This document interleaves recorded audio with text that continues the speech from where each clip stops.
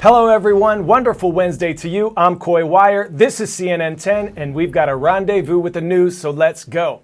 Hurricane Ian made landfall in Cuba early Tuesday morning, leaving parts of the island country without power. At the time of the show's recording, storm preparations had begun in Florida, where FEMA, the Federal Emergency Management Agency, was deployed. The latest radar track showed the storm was expected to hit the west coast of the state, posing a dangerous threat to Tampa and Fort Myers. The government urging some residents in coastal areas to evacuate as dangerous storm surges are expected to hit the area. A tornado watch was also issued for South Florida on Tuesday morning, where starting Wednesday, flooding and significant power loss are expected. If you're in the impact zone, here are a few tips. Stay inside, protect all windows and doors, and make sure to have food, water, and emergency preparedness tools like first aid kits on hand. The last major hurricane to make landfall in Florida was a Category 5 storm, Hurricane Michael, in 2018. Let's break down Hurricane Ian by the numbers as they stood Tuesday evening. Category 3 storm, winds of about 125 miles per hour, storm surge between 8 to 10 feet. The hurricane is expected to dump at least 2 to 3 months worth of rainfall by Friday. That's 12 to 24 inches of rain, with 24 inches in Tampa and west central Florida. 8 million people live in the hurricane warning zone. It's been a century since the Tampa area of South Florida has been directly hit by a hurricane, and now Hurricane Ian could change history. Everyone, and I mean everyone in Pinellas County, will witness some degree of impact from the storm. Nearly 170,000 people have already been ordered to evacuate in the Tampa area alone, and schools and universities announcing closures in preparation for the storm and set up as emergency shelters. We are looking at the possibility of having 10 to 15 foot storm surge, and clearly that would be very devastating for our community. That's 5. Residents here taking this seriously. Yeah, I wasn't really worried about it yesterday, but today, you start making your preparations and doing what you got to do, right? Tie everything down, secure your cars, make sure you got enough food and water at the house, and that's all you can do. I think we're taking it pretty seriously. Up until yesterday, we were thinking it was going to hit, Panama City or something like that. But right now, I think it's real. The Tampa area of Florida more vulnerable than other parts of Florida. The area around Tampa Bay, there are just a lot of low-lying areas, compounded with a lot of development. So we have a very large population that's built up since the last hurricane, and it's built up in low-lying areas. And so we have a lot of exposure, a lot of risk. The Florida National Guard has activated 5,000 Florida Guardsmen, as well as 2,000 additional Guardsmen from Tennessee, Georgia, and North Carolina. Every official here with dire warnings to prepare for the very worst. This is going to be a storm like we have not seen in the past. Next, we follow up on a story we've been tracking with you, NASA's DART mission, or Double Asteroid Redirection Test. It hit its target. The mission, which launched 10 months ago, has been called humanity's first test of planetary defense, and the spacecraft successfully slammed into an asteroid, one of more than 27,000 near-Earth asteroids consisting of all shapes and sizes. More now from CNN space and defense correspondent Kristen Fisher, who was there at Mission Control when history was made. Well, there were big cheers at the Johns Hopkins Applied Physics Laboratory, where I am right now, the place that is responsible for building and operating the DART spacecraft, when it successfully hit its target, the Dimorphos asteroid, on Monday night.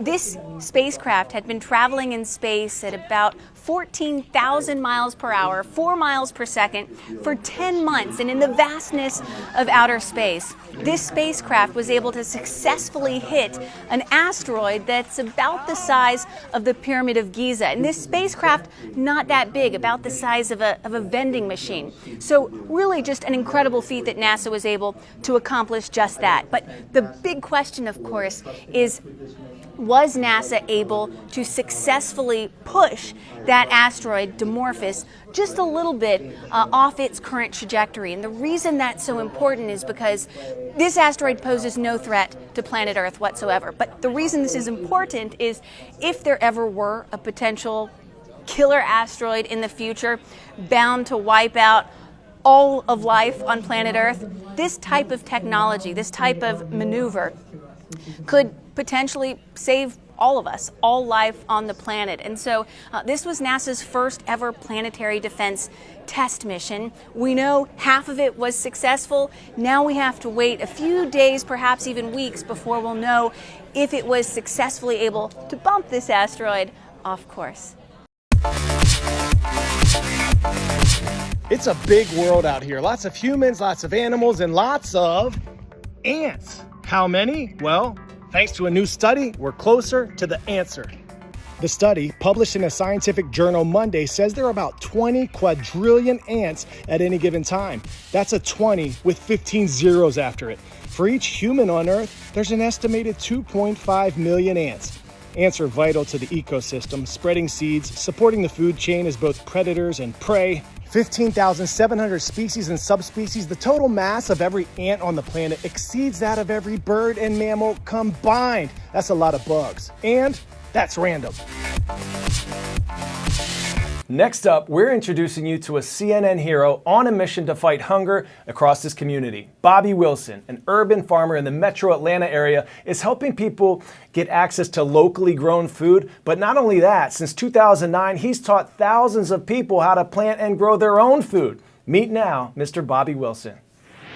Come on out here with me, boys and girls. There is a high demand for agriculture in the metro Atlanta area. Most of the people in this neighborhood don't have access to fruits and vegetables that they can readily get on a regular basis.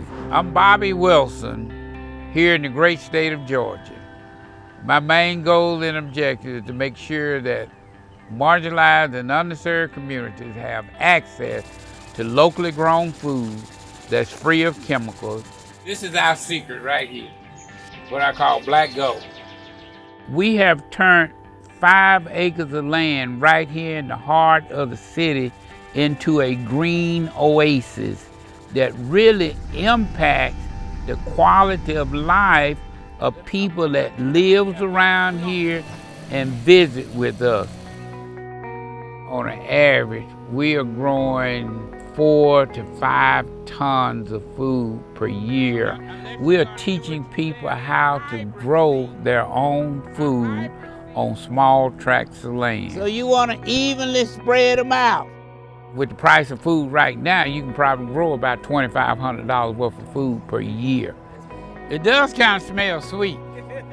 We got to get our young people excited about agriculture. We work with the seniors, we work with kids that's coming out of the juvenile justice court system. And we have a training program through our community garden. But you can also learn from other community gardeners. I want folks to see farming in a total different light and really sends a message to them. Without a farmer, you probably wouldn't have anything to eat tonight for supper. We are changing the dynamics of the way people think about food, the way people use food. Oh, wow. This work is changing people's lives. Thank you so much for coming, changing society as a whole.